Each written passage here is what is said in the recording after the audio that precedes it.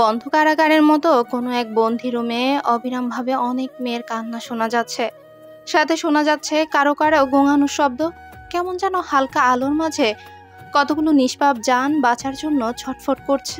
কিছুক্ষণ পর হয়তো এদেরকে নৌপথে চালনা করা হবে। এদের মধ্যে আরেকজনও আছে যাকে কিছুক্ষণ আগে আনা হয়েছে।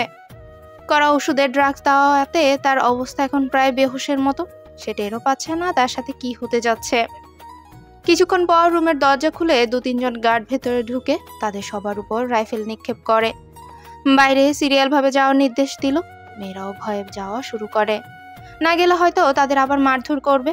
অসহনীয় যন্ত্রণা আর সহ্য হচ্ছে না যে। সবাই যখন বের হয়ে যায় তখন একটা মেয়ে এসে নিচে পড়ে থাকা মেয়েটাকে ডাক দেয়, কিন্তু মেয়েটার তেমন কোনো সারা শব্দ পাওয়া গেল না। যখন কোনোভাবে উঠানো সম্ভব হচ্ছে না তখন মেয়েটিকে ওই গার্ডদের মধ্যে একজন এসে ধমক দিয়ে যেতে বলল। মেয়েটিও চলে গেল অন্য মেয়েগুলোর সাথে। কি রে, মাইয়াটা তো এখনো উঠলো না। ভাই ডোজ মনে হয় বেশি দিয়ে ফেলাইছি, তা নাহলে এতক্ষণ তো বেহুশ থাকার কথা না। যাই ক, মায়েরা কিন্তু সেই মাল। এইডার দেখলে ভালো টাকা পাইব বসে, কি বলস? হরে হাঁচা কথা কইসোস। বলেই গার্ডগুলো মেয়েটাকে তুলে নিল।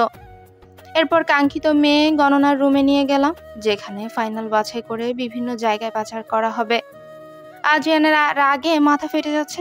এক তো পাচারের ব্যাপারটা, সাথে মেঘার গায়েব হওয়ার জন্য। আজ তার অসতর্কতার জন্যই তার জান তার কাছে নেই। সাথে গার্ড নিয়েও আসেনি, যার জন্য সবকিছুই তার কাছে এখন বিষাক্ত মনে হচ্ছে। ইচ্ছে করছে সবকিছু ধ্বংস করে দিতে। মেঘা যখন ওয়াশরুমে গেল তখন আজিয়ান ফোনে কিছু ইনফরমেশন কালেক্ট করছিল।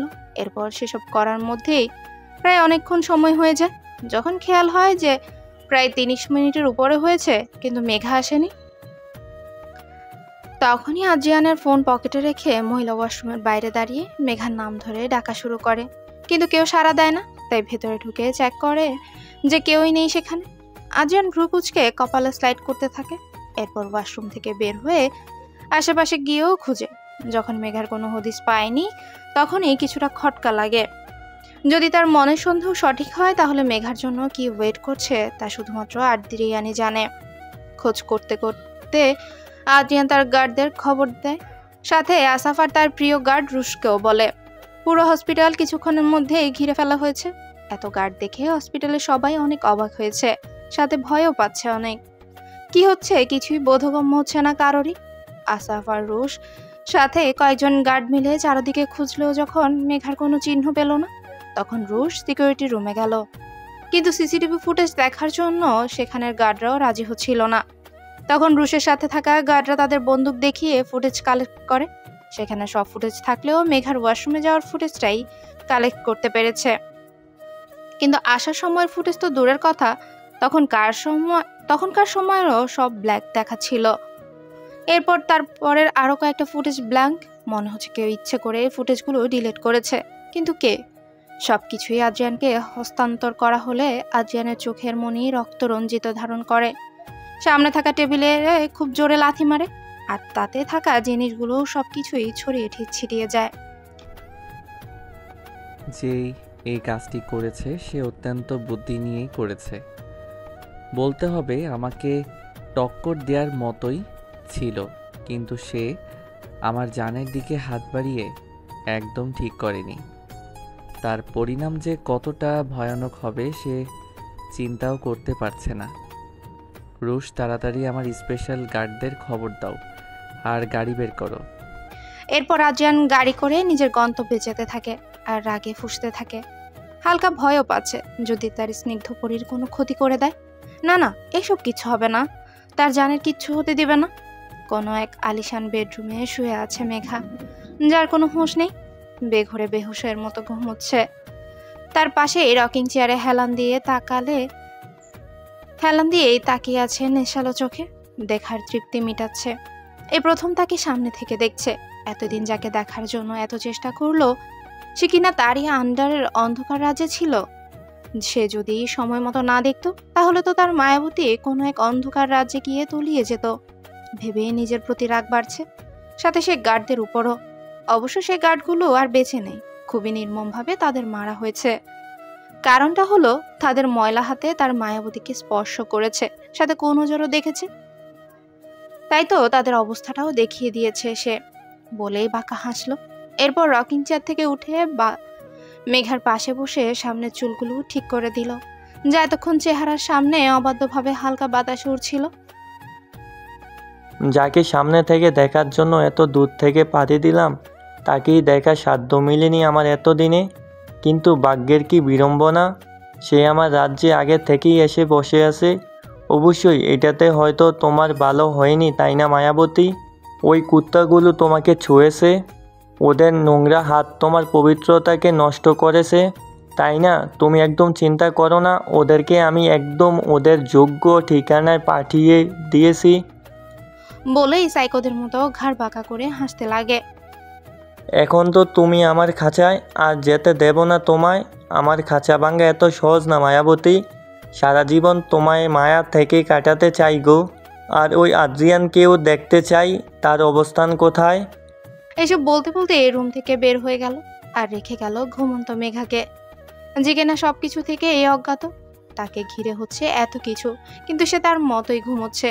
কেউ বিজয়ের হাসি হাসছে, তো কেউ প্রিয়জনের খোঁজার জন্য তাগাদা দিচ্ছে। স্যার, কিছু খবর কালেক্ট করতে পেরেছি ম্যামের বিষয়ে। বলেই কিছু কাগজ আর কিছু ছবি দিল, যেখানে দেখা যাচ্ছে মেঘা বোরখা পরে 203 নম্বর রুমে ঢুকে। এরপর এর ফুটেজ নেই। এরপর মেডিকেলের বাইরে কোনো এক ব্যক্তির সাথে মেঘাকে দেখা যাচ্ছিল। এরপর আর কিছু নেই। স্যার, আমার মনে হচ্ছে ম্যাম নিজে থেকে পালিয়েছে। ছবিতে তো তাই বলছি। তা না হলে আপনি ভাবুন, এত কিছু তো প্ল্যান করা সম্ভব নয়, ম্যামের গায়েব হওয়াটা। আদ্রিয়ান সব শুনে পেপার ওয়েটটা দূরে দেয়ালে ছুঁড়ে মারে। এরপর সবাইকে বের করে দিয়ে বের হয়ে যেতে বলে। আদ্রিয়ান দরজা লক করে দেয়। এরপর ফুটেজের ছবিটা সামনে এনে ক্রুদ্ধ মিশ্রিত চোখে তাকিয়ে বাঁকা হাসি দেয়। আমার থেকে পালিয়ে ঠিক করনি জান। আমার নরম কিছু যখন তোমার এই পদক্ষেপ নিয়েছে, তখন আমাকে আমার ফর্মে ফিরতে হবে। খুব সাহস দেখিয়ে ফেলেছো গো জান। এত সাহস যে ভালো না জান। Just wait and watch. এরপরে সব কিছুর জন্য তুমি দায়ী হবে। Mind it. নিস্তব্ধ রাতের পাশাপাশি চারিদিকে ঝিঝি পোকার ছড়াছড়ি হলেও শহরে তার রেস্টুকুও নেই। আর সে নিস্তব্ধ রজনীতেও কারো গভীর ভাবনায় কোনো কিছু বোঝার চেষ্টা করছে। মেঘার এলোকেশি চুলগুলো অবাধ্য খোপায়ে ছাড়িয়ে ছড়িয়ে আছে চারপাশে। কিছুক্ষণ আগেই তার ঘুম ভেঙেছে আর নিজেকে পুরো এক অন্য রুমে আবিষ্কার করেছে। সে বুঝতে পারছে না এখানে কেমন করে এলো সে। এরপর অনেকক্ষণ দরজা খোলার চেষ্টা করলেও সে ব্যর্থ হয়। কিন্তু সে এখানে কিভাবে? এটা তো আদ্রার বাড়ি নয়। সে তো তার বাবার সাথে দেখা করতে 203 নম্বর রুমে গিয়েছিল। ফ্ল্যাশব্যাক। মেঘা বোরখা পরে 203 নম্বর রুমে ঢুকেই তার আব্বুকে দেখতে পায় আর অমনি দৌড়ে ছুটে যায়। আব্বুকে জড়িয়ে ধরে প্রচণ্ড কান্না করতে থাকে। এতদিন যে তার ছাত্র ছায়া থেকে দূরে ছিল, আর আজকে তো এত কষ্টের পর তার দেখা পেল। হ্যাঁ, মেঘা আগে থেকে প্ল্যান করে আদ্রিয়ানের সাথে হসপিটালে এসেছে, কারণ তার আব্বু আগে থেকে তাকে বিষয়টি এক গার্ড দ্বারা জানিয়ে দিয়েছিল যে আদ্রিয়ানদের বাড়িতে মালি সেজে এসেছিল। এ যে আম্মু, এভাবে কান্না করলে কি আব্বু আর আসবো না? দেখি দেখি, কান্না করতে করতে তো চোখ মুখ ফুলিয়ে ফেলেছ। কি কাণ্ড দেখো তো। কই ভাবলাম আমার মাকে ভালোভাবে দেখবো, চোখের স্বাদ মেটাবো, কিন্তু সে আবার কিভাবে। বলেই আলতাফ মন খারাপ করার ভান করে। এতে মেঘা অশ্রুসিক্ত চোখে আব্বুর দিকে তাকিয়ে হেসে দিল। আব্বু তুমিও না। আর এত রিস্ক নিয়ে কেন আসতে গেলে বলো তো? জানোই তো আদ্র কেমন। আর তুমি জানলেই বা কিভাবে আমি আদ্রর কাছে? সে অনেক কথা আম্মু, এসব কথা তোমার ছোট্ট মাথায় ঢুকবে না। আব্বু, তুমি আমাকে যতটা ছোট ভাবো আমি ততটা ছোট নই। আর তোমার প্রাপ্ত ট্রেনিং আমার মধ্যেও আছে, কিন্তু তাই আমাকে একদম নরম ভাববে না। বলেই মেঘা মুচকে হাসি দিল। শোনো আম্মু, তুমি যে জায়গায় আছো সেখানে একদম সেফ আছো, কারণ আমি আদ্রিয়ানকে যতটুকু জানি সে সব কিছুর ঊর্ধ্বে গিয়ে তোমাকে রক্ষা করবে। তার জন্যই আমি তোমাকে এখনো সেখানে থাকার পারমিশন দিয়েছি। কিন্তু আব্বু, এভাবে আর কতদিন? আমার তো বন্দি জীবন একদম ভালো লাগছে না। এটা সত্যি যে আমার আগে খারাপ লাগলো, এখন তেমন একটা। বলেই মেঘা চুপ হয়ে গেল। আব্বুর সামনে কিসব কথা বলছে সে? আসলেই মাথাটা গেছে ওই অসভ্য লোকটার পাল্লায় পড়ে। কি আম্মু, কারো মায়ে জড়িয়ে গিয়েছো কি? ভ্রু উঁচু করে মেঘাকে জিজ্ঞেস করে। পরে হালকা হেসে মেঘার মাথায় হাত বুলিয়ে দেয়। মেঘাও লজ্জা পায় নিজের কাজে। আম্মু, আজ আমি কিন্তু তোমার সাথে একটা কাজের জন্য দেখা করতে বলেছি। আব্বু কখনো তোমার খারাপ চেয়েছে কখনো? মেঘা মাথা নাড়িয়ে না সম্বোধন করে। তাহলে আজ যেই কথাগুলো বলবো সেগুলো মাথায় রাখবে। আমি জানি আমার মামনি খুবই স্ট্রং, কখনো কারো কাছে নিজেকে অসহায় প্রদর্শন করবে না। এতে প্রতিদ্বন্দ্বী তোমাকে সহজেই আঘাত দিতে পারবে। তোমাকে সবসময় বুদ্ধি দিয়ে কাজ করতে হবে, কিন্তু হ্যাঁ, কিছু সময় মনকেও কাজে লাগাবে। এতে তোমার মনোবল বাড়বে, সাথে তোমার শক্তিও বাড়বে। আমি তোমাকে নিজেকে প্রোটেকশনের জন্য যতটুকু ছিল প্রশিক্ষণ দিয়েছি। আশা করছি আব্বুকে নিরাশ করবে না। আব্বু সবসময় যে তোমার পাশে থাকবো না। দুনিয়া বড্ড স্বার্থপর, সাথে খুবই ভয়ানক। এই ভয়ানক পরিস্থিতিতে যে নরম হবে সে হেরে যাবে আম্মু। তাই নিজেকে যত তাড়াতাড়ি সম্ভব স্ট্রং করতে পারবে ততই মঙ্গল হবে। পারবে না আম্মু? মেঘা এতক্ষণ তার আব্বুর কথাগুলো মনোযোগ দিয়ে শুনছিল। হ্যাঁ, তার আব্বুই তাকে সব ধরনের প্রশিক্ষণ দিয়েছে, কিন্তু কখনো কারো সামনে প্রদর্শন করতে বারণ করেছে, কারণ এতে তাদের শত্রুপক্ষ টের পেয়ে যেতে পারে। হ্যাঁ, তার আব্বু একজন মাফিয়া ছিল, কিন্তু কখনো কারো ক্ষতি করেনি, সবসময় মানুষের মঙ্গলের জন্য কাজ করেছে। কিন্তু সেই পথ তার প্রিয়তমর জন্য ছাড়তে হয়েছিল। অনেক বছর শান্তিমতো কাটলেও এখন তার শত্রুপক্ষ তার খোঁজ পেয়ে গেছে, যার জন্যই এত কিছু, এত লুকোচুরি। এর মধ্যেই আরও একটা ব্যাপার এখনো গোপনীয়, যা মেঘা আগে না জানলেও কিছুদিন আগে জেনেছে তার বাবার বিশ্বস্ত গার্ডের কাছ থেকে। আব্বু, সবই বুঝলাম, কিন্তু এখন যে তোমার সাথে যেতে ইচ্ছে করছে। এখানে তো অনেক দিন থাকা হলো, আর কত। মানুষের যে নানা রকম সমালোচনা করছে হয়তো। এইভাবে দুজন বিবাহযোগ্য ছেলে মেয়ে একই বাড়িতে থাকলে তো সমালোচনা হবেই। বিষয়টা তো দৃষ্টিকটু। আম্মু, তুমি এখনো অনেক অবুঝ, তাই অনেক কিছুই তোমার কাছে ধোঁয়াশা। আরেকটু সময় হোক, সব বুঝতে পারবে। আর আদ্রিয়ান তোমার সম্বন্ধে কোনো দাগ লাগতে দিবে না, এতটুকু ভরসা আমার আছে তার প্রতি। বাবা, পরে ছেলের উপর এত বিশ্বাস? সেই পরের ছেলে যে আমার আম্মুর এত তাড়াতাড়ি আপন হয়ে উঠেছে, তারপর কিভাবে হলো আম্মু?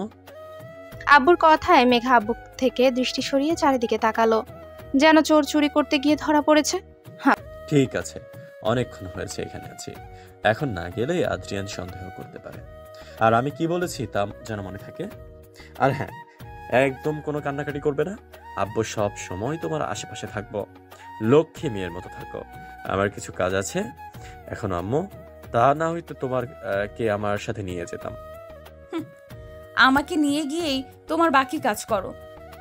আমি কিচ্ছু জানি না, তোমার সাথে এখনই যাব আমি। ওই আক্রোর সাথে যাব না আর। না আম্মু, এখন আমার সাথে গেলে অনেক ঝোঁকে বাড়তে পারে যে। কিন্তু আব্বু, আমি যে... কোনো কিন্তু নয়, আমি তোমার কোনো কথা শুনতে চাই না। যা বলেছি সেটাই করবে। এই যে এখনো আমার সময় হয়েছে যাওয়ার, আর কিছুক্ষণ থাকলে সমস্যা হবে। আব্বুর করা কথা শুনে মুখটাকে চুপসে ফেললো। কি এমন হতো তাকে সাথে করে নিয়ে গেলে? এতে ওই আক্রোশ শিক্ষা তো হতো, আমাকে ইগনোর করার ফল পেত। কিন্তু আব্বু তো নিয়েই যাচ্ছে না, তোর ভাল লাগে না? আচ্ছা ঠিক আছে, নিয়ে যেতে হবে না আমাকে, কিন্তু তোমাকে এগিয়ে দিয়ে আসি, এটাতে তো কোনো সমস্যা নেই, তাই না? আলতাপ মাথা নাড়িয়ে না পদক সম্বোধন করলো। এরপর মেঘাকে নিয়ে পেছনের দরজা দিয়ে বাইরে বের হলো। অবশ্য মেঘা বোরখা পরা ছিল, তাই তাকে চেনার কোনো উপায় নেই। এরপর তার আব্বুকে গাড়িতে উঠিয়ে দিয়ে বিদায় জানালো। এরপর যখন পেছন দরজা দিয়ে ঢুকবে তখনই কেউ মুখে কিছু একটা চেপে ধরে। এরপর আর কিছুই মনে নেই তার। বর্তমান যখন সে তার ভাবনায় বিভোর ছিল, তখনই দরজা খোলার শব্দ হয়। কোনো এক অপরিচিত ব্যক্তিকে দেখে ভ্রুকুচকে তাকিয়ে থাকে। ব্যক্তিটি তার সামনে এসে বসে, মেঘার দিকে হাত বাড়িয়ে দিলে মেঘা পেছনে সরে যায়। কে আপনি? আর আমাকে এখানে কে নিয়ে এসেছে? আপনাকে কখনো দেখেছি বলে তো মনে হয় না। কি হলো, চুপ করে আছেন যে? বলেন, কে আপনি? ইস মায়াবতী, এতগুলো প্রশ্ন একসাথে করলে আমি উত্তর দেব কোনটা? আচ্ছা ঠিক আছে, আমি কে সেটাই তো জানতে চাইছো। আমি হচ্ছি এই কিংডমের রাজা, আর তুমি হচ্ছে ওই কিংডমের হবু রানী। খুব জলদি এই রাজ্যের রানী হবে। মেঘা লোকটার কথার আগামাথা কিছুই বুঝলো না। লোকটার মনে হয় মাথায় সমস্যা আছে। আচ্ছা, এটা কত সাল? না, আপনি যেইভাবে রাজা রানীর পাঠ শুরু করলেন, আমি তো ভেবেছি কোনো টাইম ইউনিভার্সে চলে এসেছি। সে যাই হোক, আমি আপনাকে আপনার পরিচয় দিতে বলেছি, রাজা রানীর গল্প শুনতে বলেনি। Wow, interesting. আমি তো ভাবতাম তোমার মুখ থেকে কথা বের করতে অনেক কষ্ট করতে হবে, কিন্তু তুমি তো আমাকে রীতিমতো অবাক করে দিয়েছো। যাই বলো, তোমার দম আছে বলতে হবে। আর হবেই না কেন, আমার মায়াবতী বলে কথা। মেঘার এমন চটাং চটাং কথা শুনে হা করে তাকিয়ে থাকলো সামনের ব্যক্তিটি। লোকটা মেঘার কাছে এসে তার হাত ধরতে নিলে মেঘা হাত ঝাড়া দিয়ে ফেলে দেয় আর বেড থেকে নেমে যায়। এরপর টেবিলে থাকা ফুলদানি নিয়ে লোকটার সামনে রাখে। আপনার সমস্যাটা কি? বারবার গায়ে হাত দিচ্ছেন কেন? মেয়ে মানুষ দেখলেই হাত বাড়াতে ইচ্ছে করে নাকি? আর আপনি জানেন আমি কে? আমার গায়ে হাত দেওয়া মানে আপনার কালকে ধরা। এই মায়াবতী, এই আমি তোমাকে কোনো খারাপ ইন্টেনশনে ধরতে চাইনি, বলবচ্ছ আমাকে। বলেই সামনে আগাতে লাগলে মেঘা ফুলদানিটা লোকটার মাথায় নিক্ষেপ করে। সাথে সাথে বিকট আওয়াজে মেঘা ফুলদানি নিক্ষেপ করেই দরজার দিকে ছুটল। দরজা খোলাই ছিল। উপরে তেমন কেউ নেই দেখে তাড়াতাড়ি নিচে নেমে গেল, কিন্তু সামনেই কয়েকজন গার্ডকে দেখতে পেল, তাই সাথে সাথে সোফার পাশে লুকিয়ে গেল। এরপর একটু মাথাটা উঁচু করে দেখলো কেউ কোন জায়গায় আছে। 3 জন গার্ড দরজার সামনে থাকায় ওই জায়গা থেকে যাওয়াটা ঠিক হবে না, তাই অন্য কোনো উপায় অবলম্বন করতে হবে। এরপর পাশে তাকিয়ে দেখলো সিঁড়ির বাম পাশে একটা লম্বা সরু জানালা আছে, যা কাচের তৈরি। কাজগুলো হয়তো খোলা যেতে পারে ভেবেই সে তাড়াতাড়ি সে জায়গায় লুকিয়ে গেল। এরপর তাড়াতাড়ি কাজটা উপরের দিকে তুললে তা খুলে গেল। এরপর চারিদিকে তাকিয়ে দেখলো কেউ দেখছে কিনা। কেউ দিকটায় নেই। এরপর জানলা দিয়ে বের হয়ে গেল। জানলাটা নিচু হয়, নামতে কোনো অসুবিধা হলো না। এরপর সবাইকে ফাঁকি দিয়ে প্রাচীর টপকে পালালো সে। এদিকে অচেনা লোকটার জ্ঞান ফিরলে চারদিকে তাকালো। কাঙ্ক্ষিত ব্যক্তিকে না পেয়ে চিৎকার চেঁচামেচি করে সব গার্ডদের লাগতে লাগলো। এরপর সবাইকে জিজ্ঞাসা করলো মেঘার খবর, কিন্তু কেউ কিছু বলতে পারলো না। সেটার জন্য প্রচুর রাগারাগিও করলো। এরপর মাথা চেপে রিভলভার হাতে কয়েকজন গার্ডকে নিয়ে বের হয়। বেশি দূর হয়তো যেতে পারেনি। কাজটা ভালো করলে না মায়াবতী, এত চটপটে হবে জানলে কঠিন ব্যবস্থা নিতাম, কিন্তু তুমি সেটা টের পেলে দিলে তো। যতটা মাসুম তোমাকে ভেবেছি ততটা তুমি নও। পর্দার আড়ালেও যে অন্য এক মেঘা আছে সেটা তোমার কাণ্ডে বুঝতে পারলাম। যাই হোক, তোমার সাথে ভালোই জমবে আমার। যাক বাবা, পালাতে তো পারলাম, কিন্তু এই শয়তানটা আমাকে আনলো কোথায়? আদ্র হয়তো আমার জন্য চিন্তা করছে। মানুষটা আমাকে নিয়ে বড্ড পজিটিভ। যে করেই হোক আমাকে আদ্র পর্যন্ত পৌঁছাতে হবে। কিন্তু যাবোটা কোথায় আমি? হ্যাঁ, মানুষটাও নেই যে গুগল বাবাজির হেল্প নেব। উফ, এই কোন মুসিবতে পড়লাম আমি। মেঘা নিজের সাথে নিজে কথা বলছে আর দৌড়াচ্ছে। দৌড়াতে দৌড়াতেই পিছন ফিরেও দেখছে কেউ আসছে কিনা। অনেকক্ষণ পর হাইওয়েতে পৌঁছালো। কোনো গাড়ি করে লিফট চাইলে হয়তো এখান থেকে বের হতে পারবে, কিন্তু কোনো গাড়িও পাচ্ছে না। বিপদের সময় কোনো কিছুই পাওয়া যায় না। হাঁটতে হাঁটতে একটা কালো গাড়ি দেখতে পেল। গাড়িটাকে দেখে মেঘার মুখে হাসি ফুটে উঠল। তাড়াতাড়ি হাত বাড়িয়ে গাড়িটাকে থামানোর চেষ্টা করলো। থেমেও গেল। মেঘা দৌড়ে গাড়ির জানলায় গিয়ে, আমাকে একটু লিফট দিয়ে হেল্প করবেন প্লিজ? আমি প্রচন্ড বিপদে পড়েছি, প্লিজ আমাকে। আর কোনো কথা বলতে পারেনি, কারণ সামনের ব্যক্তিটিকে দেখে তার কথা বলা বন্ধ হয়ে যায়।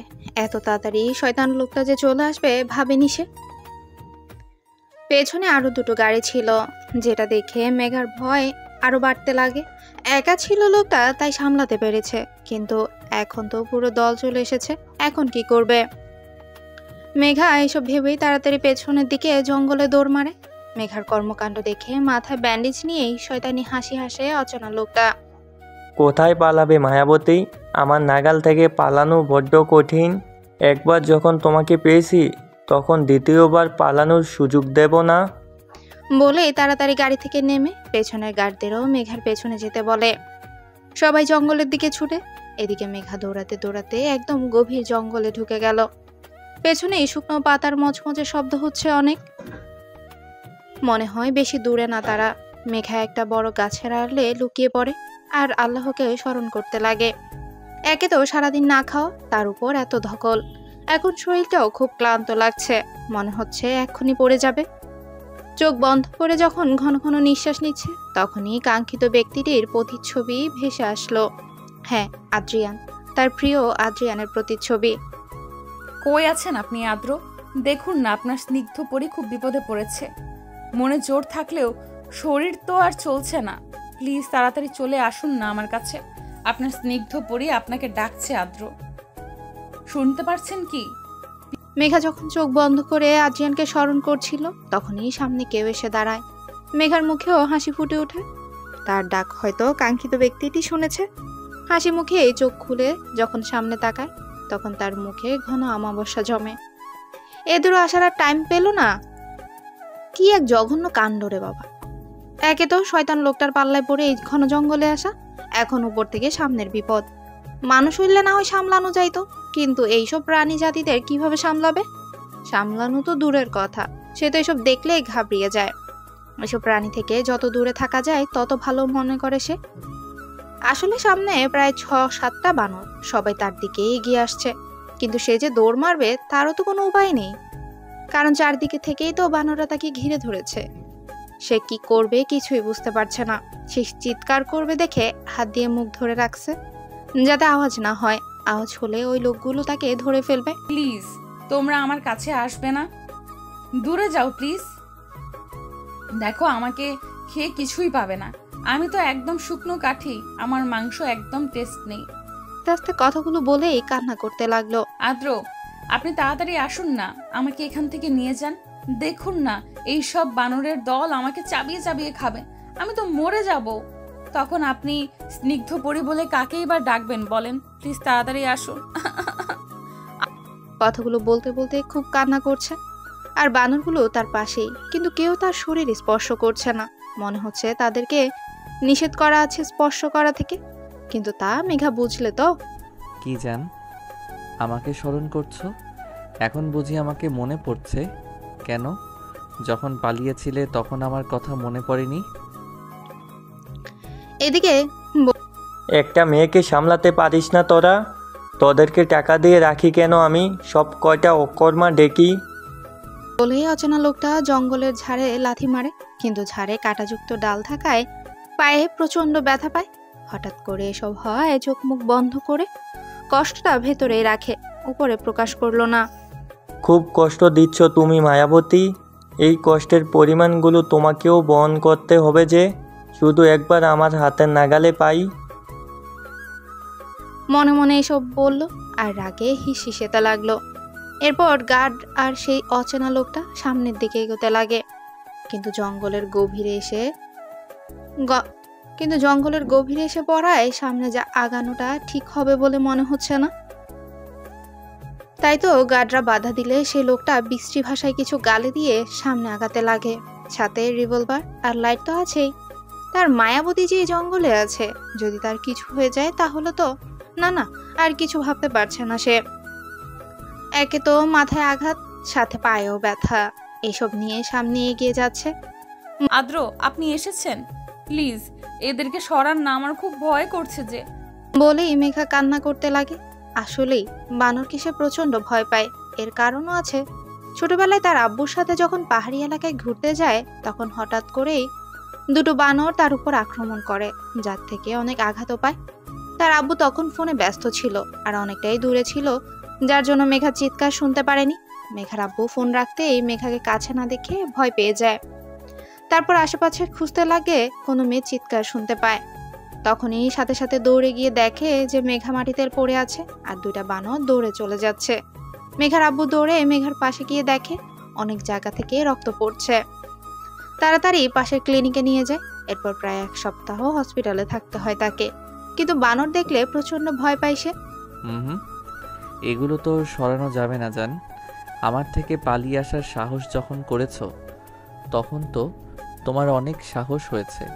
স্বয়ং বাঘের নাকের নিচ দিয়ে এসেছো, তখনই বানর আর কি। আদ্রিয়ান মেঘার অপোজিটে 2 পকেটে হাত দিয়ে দাঁড়িয়ে দাঁড়িয়ে কথাগুলো বলছে আর মেঘাকে দেখছে। আমি পালাইনি তো আমি তো বলেই মেঘা চুপ হয়ে গেল, কারণ মেঘা তো সত্যিটা বলতে পারবে না। সত্যিটা বললে যে তার বাবার সাথে দেখা করার বিষয়টা ধরা পড়ে যেতে পারে। না কিছুতেই সেটা বলা যাবে না, এতে আব্বুর যদি কোনো ক্ষতি করে দেয়। না আমি তো কি, কথা বন্ধ হয়ে গেছে? সমস্যা নেই জান, তোমার পালানোর শাস্তি আমি নয় এরাই দেবে। কিংডমস, তোমরা সামনের ব্যক্তিদের খাতির যত্ন করো। বলেই মেঘার থেকে চোখ সরিয়ে মোবাইল নিয়ে ঘাঁটতে লাগে। এদিকে বানরগুলো মেঘার দিকে আরো এগিয়ে গেল আর দাঁতগুলো বের করে ভয়ানকভাবে শব্দ করতে লাগলো। এইভাবে মেঘার এসবে প্রচন্ড ভয় পেতে লাগে। আস্তে আস্তে তার নিঃশ্বাস ঘন হতে লাগে আর প্রচন্ড ঘামতে থাকে, হাতও কাঁপতে লাগে। আদ্র, হঠাৎ করে মেঘার অন্যরকম আওয়াজ শুনে সামনে তাকিয়ে দেখলো মেঘার প্যানিক অ্যাটাক হয়েছে। তাড়াতাড়ি মোবাইলটা পকেটে ঢুকিয়ে বানরগুলোকে যেতে বললে তারা দূরে সরে যেতে থাকে। আদ্রিয়ান তাড়াতাড়ি গিয়ে মেঘাকে আগলে নেয়। এরপর পকেট থেকে একটা ছোট্ট বক্স বের করে সেটা খুলে আর সেখান থেকে একটা ওষুধ নিয়ে মেঘাকে খাইয়ে দেয়। মেঘার শরীর রীতিমতো বরফ হয়ে গেছে, তাই আদ্রিয়ান নিজের কোট খুলে মেঘাকে পরিয়ে দেয়। এরপর কিছুক্ষণ জড়িয়ে ধরে নিচে বসে থাকে মেঘাকে স্বাভাবিক হওয়ার জন্য। কিছুক্ষণের মধ্যে মেঘার শরীরের তাপমাত্রা স্বাভাবিক হতে থাকে আর নিঃশ্বাসের মাত্রা নর্মাল হয়। এরপর গার্ডদের ফোন করে জানিয়ে দেয় তারা আসছে। আদ্রিয়ানের সাথে দুজন গার্ড আগে থেকেই ছিল, যারা বানরগুলোকে সেফভাবে নিয়ে যাচ্ছে। বানরগুলো আদ্রিয়ানের প্রশিক্ষণ দেওয়া বানর। এরপর মেঘাকে কোলে নিয়ে সামনের দিকে হাঁটা ধরে হাঁটছে আর সকালের কথা মনে করছে। যখন সিসিটিভিতে ওসব দেখে তখন আদ্রিয়ান নিজের মধ্যে ছিল না, যার জন্য সে রাগগুলো নিজের মধ্যেই ধারণ করতে থাকে আর মেঘাকে বিভিন্ন জায়গায় খুঁজতে থাকে। এসব করার মাঝে সে গুরুত্বপূর্ণ বিষয় ভুলে যায়। মেঘাকে একদিন গলায় একটা প্যান্ডেন্ট পরিয়ে দেয়, যার ভেতরে জিপিএস ট্র্যাকার বুথ লাগানো ছিল, যাতে মেঘা যে কোনো জায়গায় গেলেও মেঘার লোকেশন ট্রেস করতে পারবে। হঠাৎ করে যখন সেটার কথা মনে পড়ে তখনই মোবাইল নিয়ে চেক করে সেই লোকেশন, আর মেঘা সঠিক লোকেশন পেয়েও যায়। এরপর যখন সেই জায়গার মধ্যে রাস্তায় মেঘাতে দূর থেকে দেখতে পায়। এরপর যখন কিছু একটা খেয়াল করে তখন আর এগোয় না। এরপর মেঘার পদক্ষেপগুলো দেখতে লাগে। আদ্রিয়ানও একটু দূরে গিয়ে নির্দিষ্ট জায়গায় চলে গেল। মেঘাকে গাড়িতে বসিয়ে চুলে হাত বুলিয়ে দেয় আর নিজের বুকের মধ্যে মেঘার মাথাটা রাখে। মেঘা অবশ্য এখন ঘুমাচ্ছে। মেঘার অসুখটা যেহেতু তেমন কোনো ব্যাপার না, তখন এসব ওষুধ খেলে তাড়াতাড়ি ঠিক হয়ে যাবে। এসব ভেবে আদ্রিয়ান খুবই ক্লান্ত। একে তো নারী পাচার হওয়া থেকে আটকিয়েছে, কিন্তু মেইন কালপিটকে ধরতে পারেনি, আর এদিকে নিজের প্রেয়সী। সব মিলিয়ে অনেক ধকল গেছে। এখন শান্তির একটা ঘুম প্রয়োজন। এই যে বন্ধুরা, শুনতে পাচ্ছ, এই গল্পের নেক্সট এপিসোড খুব তাড়াতাড়ি আসবে। তাই নেক্সট এপিসোড দেখার জন্য আমাদের ভয়েস অফ এমডি সাগর চ্যানেলটি সাবস্ক্রাইব করে পাশে থাকুন। আর এই গল্পটি যদি ভালো লেগে থাকে তাহলে লাইক, কমেন্ট, শেয়ার করতে ভুলবা না। কেমন? ধন্যবাদ।